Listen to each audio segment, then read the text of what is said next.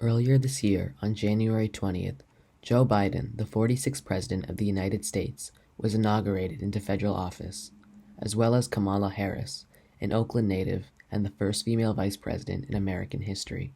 The inauguration, along with other events that have led up to today, have increased the already high political tensions in the country.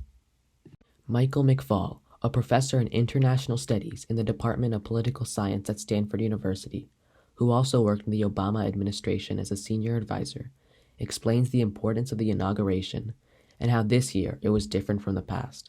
The inauguration is a moment to demonstrate the peaceful transfer of power from one administration to the next. This particular inauguration was tragic in my view because the previous president, Mr. Trump, did not recognize the winner of the last election, President Biden. And normally actually, I think going back to the beginning of our country, you've had an election, there's one side that wins or not. Sometimes they're contested, by the way, sometimes it's not clear. But by the time of the inauguration, there is this peaceful transfer of power. Usually other presidents are there. And it's a demonstration that we have a continuity in our government, irrespective of Democrats or Republicans. This one was unusual, not only because of the pandemic, so that meant that you did not have the audiences there that you normally have, but most tragically, the president, Trump, did not recognize the results. An activity on January 6th in the US Congress to try to overturn those results.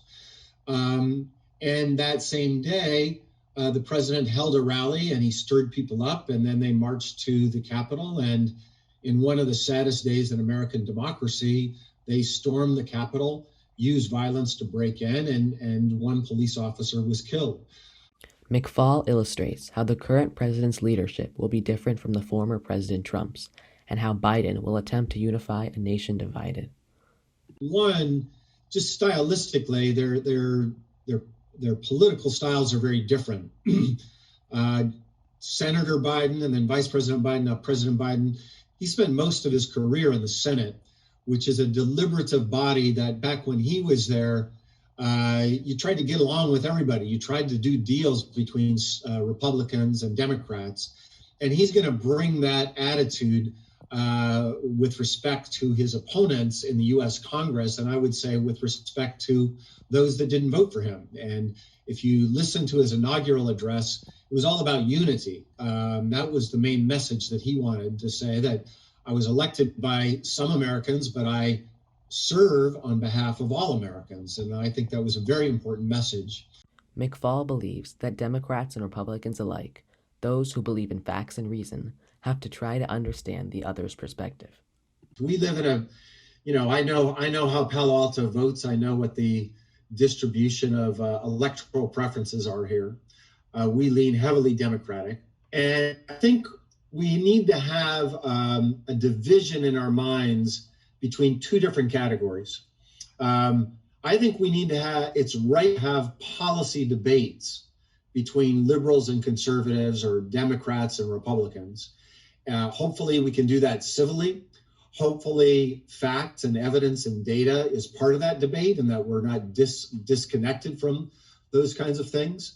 And that's right. People can have different views about those things. We don't have to agree with them, but we should at least try to understand where they come from. And I say this mostly, I say it to both sides. I'm speaking to Palo Altans, so for you all, I say listen to those that you don't normally interact with.